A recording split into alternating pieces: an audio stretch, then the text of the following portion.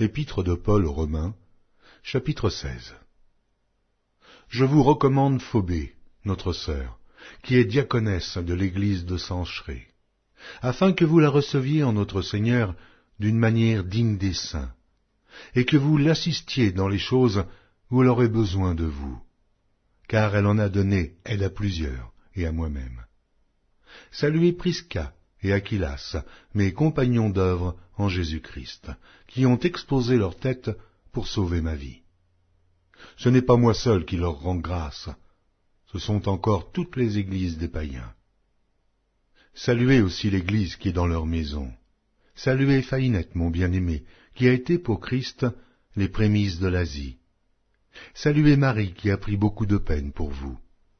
Saluez Andronicus et Junias, mes parents et mes compagnons de captivité, qui jouissent d'une grande considération parmi les apôtres, et qui même ont été en Christ avant moi. Saluez Amplias, mon bien-aimé dans le Seigneur. Saluez Urbain, notre compagnon d'œuvre en Christ, et Stachys, mon bien-aimé. Saluez Apelles, qui est éprouvé en Christ. Saluez ceux de la maison d'Aristobule. Saluez Hérodion, mon parent. Saluez ceux de la maison de Narcisse, qui sont dans le Seigneur. Saluez Tryphène et Tryphose, qui travaillent pour le Seigneur. Saluez Perside, la bien-aimée, qui a beaucoup travaillé pour le Seigneur. Saluez Rufus, l'élu du Seigneur, et sa mère, qui est aussi la mienne. Saluez à Syncrite, Phlégon, Hermès, Patrobas, Hermas, et les frères qui sont avec eux.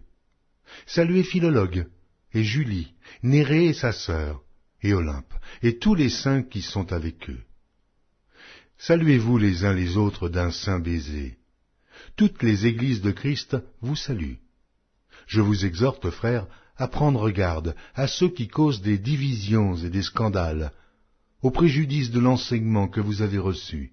Éloignez-vous d'eux, car de tels hommes ne servent point Christ notre Seigneur, mais leur propre ventre, et, par des paroles douces et flatteuses, ils séduisent les cœurs des simples.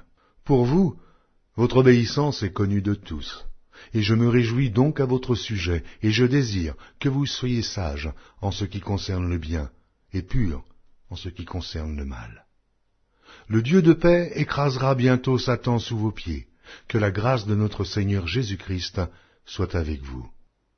Timothée, mon compagnon d'œuvre, vous salue, ainsi que Lucius, Jason et Zosipater, mes parents.